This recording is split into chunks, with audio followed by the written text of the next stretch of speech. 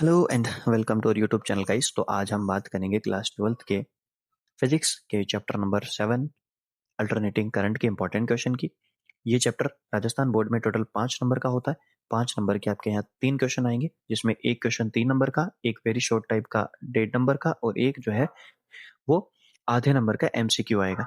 यहाँ से fill in the blank question नहीं आता है, सेक्शन डी से इसको हटा के सेक्शन सी में कर दिया है, तो 3 नंबर का क्वेश्चन आने के चांसेस पूरे हैं और 1.5 नंबर का आएगा ही और एक एमसीक्यू आएगा। उसी टाइप से हम आपके लिए क्वेश्चन तैयार करके लाए हैं। हर एक क्वेश्चन को ध्यान से पढ़ो, सॉल्व करो। वैसे हर एक क्वेश्चन जो है वो विद आंसर लिखा हुआ है, पर फिर भी आप अपनी तैयारी चेक करने के लिए सभी क्वेश्चंस को सेल्फ सॉल्व करें। हर एक क्वेश्चन को पढ़ना मुश्किल होगा, इसलिए मैं पीडीएफ को स्लाइड करूंगा तो आप उसको पढ़ते रहना। हाँ, इससे पहले हमने इंपॉर्टेंट चैप्टर्स ऑलमोस्ट कवर कर लिए हैं फिजिक्स के, तो उनका लिंक जो है आपको डिस्क्रिप्शन में दे रखा है। जिन्होंने भी वो वीडियोस नहीं देखे हैं, प्लीज आप वो वीडियोस जरूर देखें। अब बिना टाइम वेस्ट किए चलिए शुरू करते हैं। तो हर एक क्वेश्चन को आप खुद पढ़ें, सोल्यूशन पास में लिखा हुआ है, उसी हिसाब से आप उस क्वेश्चन को सॉल्व करें। तो क्वेश्चन नंबर 1 ट्रांसफार्मर से जुड़ा हुआ है, क्वेश्चन नंबर 2 जो है वो प्योर इंडक्टिव सर्किट से जुड़ा हुआ है और क्वेश्चन नंबर 3 जो है वो पावर फैक्टर आपसे पूछ रहा है प्योर रेजिस्टिव सर्किट का। तो यहाँ पर विद आंसर ये जो है क्वेश्चन लिखे हुए हैं, आप हर एक क्वेश्चन को ध्यान से देखिए। The average value of alternating current जो है वो कंप्लीट साइकिल के लिए 0 होती है, हाफ साइकिल के लिए 2I0/पाई होती है। क्वेश्चन नंबर जो है वो 5th भी यहाँ पर लिखा हुआ है, हर एक क्वेश्चन को ध्यान से पढ़ो। और क्वेश्चन नंबर 6 यहाँ पर लिखा हुआ है, विद सोल्यूशन जो है वो यहाँ पे आपको मिल जाएंगे।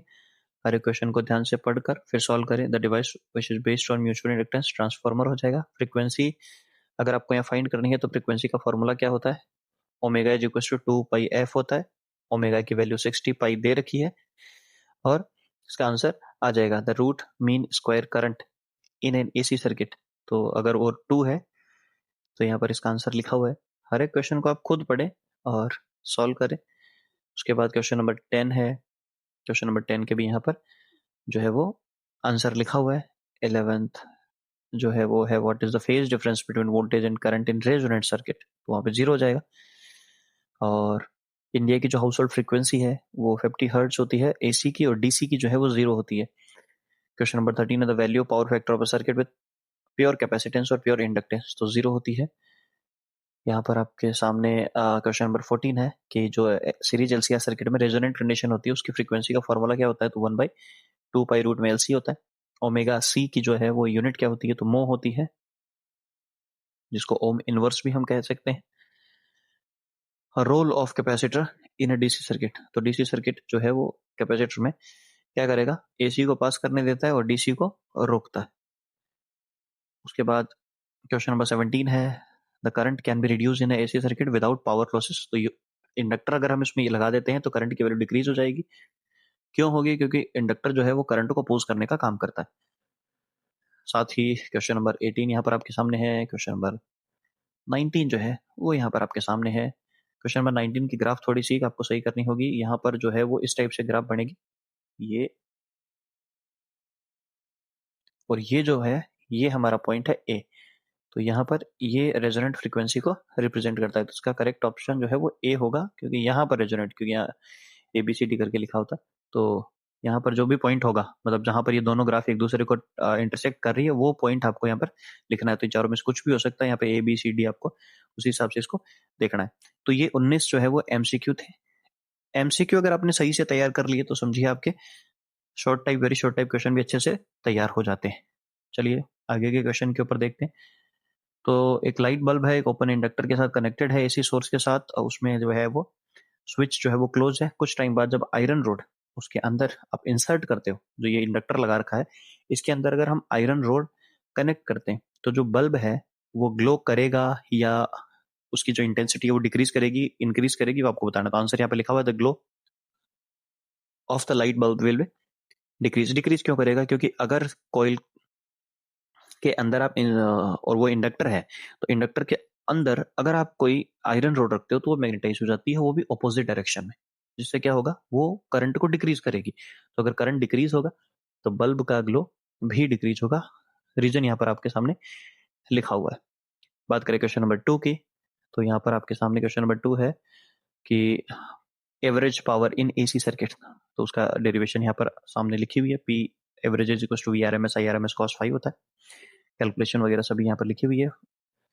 बात करें क्वेश्चन नंबर थर्ड की, रेजोनेंट एंड एलसी ऑक्सिलेशन। तो रेजोनेंट फ्रीक्वेंसी की यहाँ पर बात हो रही है, तो रेजोनेंट फ्रीक्वेंसी आपको बतानी है, इसको डिराइव करना है। बात करें क्वेश्चन नंबर जो 4 है, ट्रांसफार्मर। तो ट्रांसफार्मर में draw a diagram for arrangement of windings primary and secondary coil और ब्रीफली एक्सप्लेन। तो यहाँ पर आपको डायग्राम के साथ इसको प्रिंसिपल वगैरह सब कुछ यहाँ पर बताना है। क्वेश्चन नंबर 5 है एलसीआर सर्किट और फेजर डायग्राम। तो यहाँ पे क्वेश्चन है कि फेजर डायग्राम बनाओ, एक तो सीरीज एलसीआर सर्किट का, दूसरा उसका फेज डिफरेंस और इम्पीडेंस का फॉर्मूला डिराइव करो। यहाँ पर आपके सामने क्वेश्चन है ही। बात करें क्वेश्चन नंबर 6 की, establish the relation between the root mean square and the peak value of AC. तो इसको डिराइव करना है, ठीक है। तो यहाँ पर आपको क्वेश्चन नंबर 7 भी दे रखा है, एवरेज पावर जो है वो एसी सर्किट, तो ये हो ही जाएगा।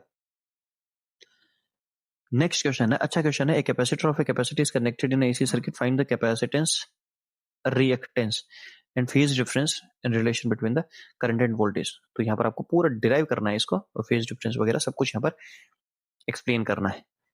बात करें क्वेश्चन नंबर 9 की, draw a graph for angular frequency with variation of current and explain. तो यहाँ पर ग्राफ आपके सामने बनी हुई है। ट्रांसफार्मर के पावर लॉसेस के बारे में यहाँ से क्वेश्चन पूछा गया है कि ट्रांसफार्मर में पावर लॉस किन कारणों से हो सकता है।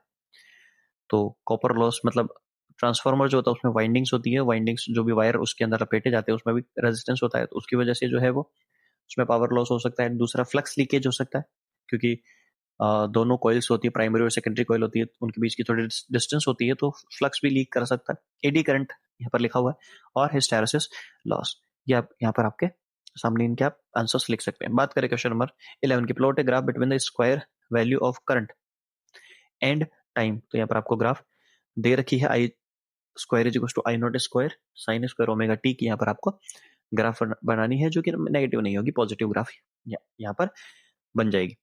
तो ये सभी क्वेश्चन जो है वो चैप्टर 7 के इंपॉर्टेंट क्वेश्चन थे, और चैप्टर 7 जो है वो मैथमेटिकली अच्छा चैप्टर है, क्योंकि यहाँ से न्यूमेरिकल भी बनता है, डेरिवेशन भी बनती है। तो हर एक क्वेश्चन को आप यहाँ से अच्छे से तैयार कीजिए, लिख कर आप क्वेश्चन को तैयार कीजिए। तो ये चैप्टर 7 के इंपॉर्टेंट क्वेश्चन थे। मुझे पूरी उम्मीद है कि सभी क्वेश्चन आपको बहुत अच्छे लगे होंगे। हर एक क्वेश्चन को आप सेल्फ तैयार कीजिए, ताकि आपको खुद को जो है वो याद रहे क्वेश्चन। और कोई भी आपको अगर डाउट हो तो कमेंट सेक्शन में जरूर पूछिए। तब तक के लिए अगले वीडियोस में मिलते हैं, और बाकी सभी वीडियोस को भी आप देखें ताकि आपकी तैयारी और भी बेहतरीन हो सके। और अगर आपको वीडियो अच्छा लगा तो प्लीज़ वीडियो को लाइक कीजिए, अपने दोस्तों के साथ शेयर कीजिए, और चैनल को सब्सक्राइब करना ना भूलें। चलिए मिलते हैं अगले वीडियो में, तब तक के लिए गुड बाय।